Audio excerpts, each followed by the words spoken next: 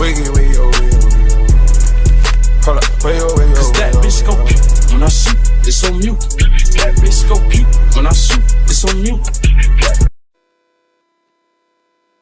أعوذ بالله من الشيطان الرجيم بسم الله الرحمن الرحيم يا أيها الناس إنا خلقناكم من ذكر وأنثى وجعلناكم شعوبا وقبائل لتعارفوا إن أكرمكم عند الله أتقاكم إن الله عليم خبير.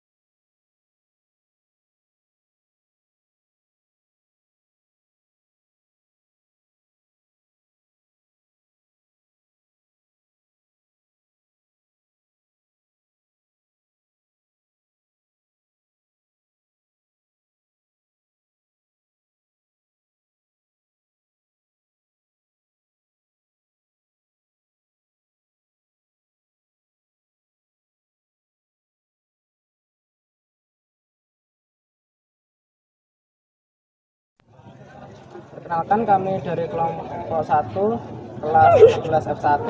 Nama saya Aditya Bajik Nur Cahyo, absen 3. Saya Alfian Fajar, absen 4. Saya Syafina Rahmanita, absen 29. Nah, ini kan sebentar lagi kita akan memasuki bulan Ramadan, yaitu sekitaran 2-3 hari lagi kan. Nah, pasti di setiap daerah di Indonesia itu punya semacam tradisi untuk menyambutnya. Jadi, apakah di daerah kamu ada semacam tradisi itu? Iya, tentu saja. Tapi memang setiap sebelum Ramadan harus menyambutnya, enggak sih? Ya, pasti harus. Ya, apa aku harus jelasin juga?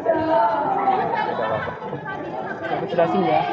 Tradisi di daerahku namanya nyadran, yaitu berasal dari bahasa Sanskerta yang artinya keyakinan. Nyadran adalah tradisi pembersihan makam oleh masyarakat Jawa di daerahku untuk yang umumnya di pedesaan. Dan umumnya kegiatan ini yaitu yang pertama menyelenggarakan kenduri dan pembacaan Al-Quran, zikir, tahlil, dan doa. Kemudian ditutup dengan makan bersama. Dan lalu hari selanjutnya melakukan bersih, yaitu pembersihan makam leluhur dari kotoran dan rerumputan. Yang terakhir setelah membersihkan yaitu melakukan upacara ziarah kubur dan mendoakan keluarga atau kerabat dan para leluhur terdahulu yang meninggal di area makam. Dan bagaimana menurutmu daerah yang lain?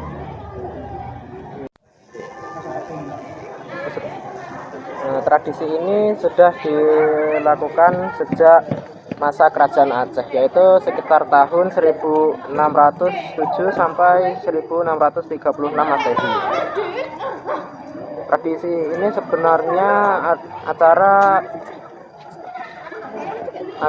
untuk memasak daging akan dinikmati bersama keluarga maupun yatim piatu di daerah Aceh. Megang atau mak megang adalah tradisi menyembelih kurban berupa kambing atau sapi dan biasa dilaksanakan setahun 3 kali, yaitu saat Ramadan, Idul Adha maupun Idul Fitri. Selain kambing dan sapi, masyarakat Aceh juga biasa menyembelih ayam dan bebek. Tradisi megang di desa biasanya berlangsung 1 hari sebelum bulan Ramadan ataupun hari raya. Sedangkan di kota berlangsung 2 hari sebelum Ramadan atau hari raya. Biasanya masyarakat memasak daging di rumah, setelah itu membawanya ke masjid untuk dimakan bersama tetangga dan warga yang lain.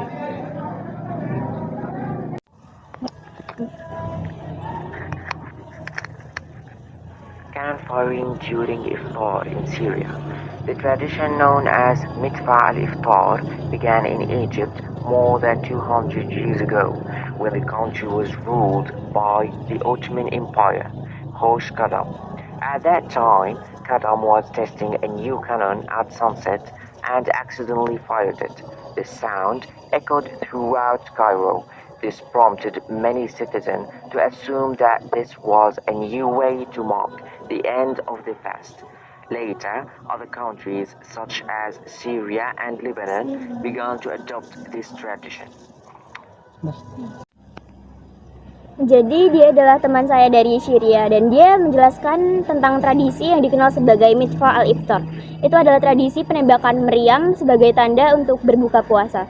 Tradisi ini dimulai di Mesir pada 200 tahun yang lalu saat pemerintahan Mesir dipimpin oleh Kekaisaran Ottoman, yaitu Hosh Qaddam.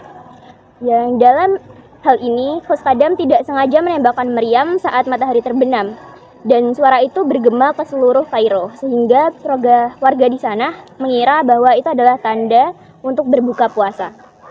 Sebagian negara lain seperti Syria dan juga Lebanon mulai mengadopsi tradisi ini sebagai tradisi rutin saat Ramadan. Thus, gain to grab the ring from Iraq. In this tradition, every adult male in Iraq will gather after breaking the fast.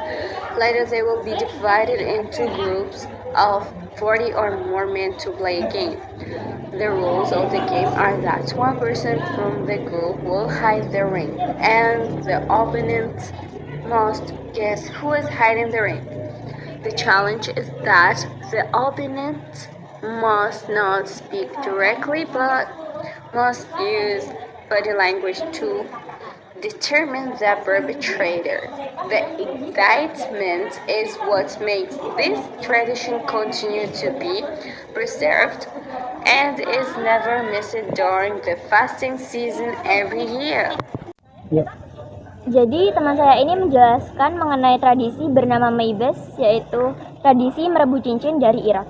Tradisi ini dirayakan setiap Ramadan, yaitu cara kerjanya adalah setiap setelah berbuka puasa, laki-laki dewasa akan berkumpul dan juga dibagi menjadi beberapa kelompok yang terdiri dari 40 orang.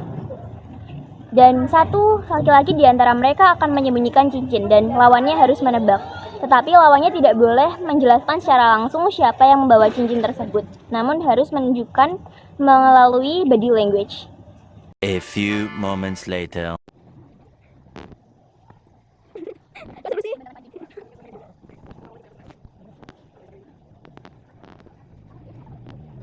Hey,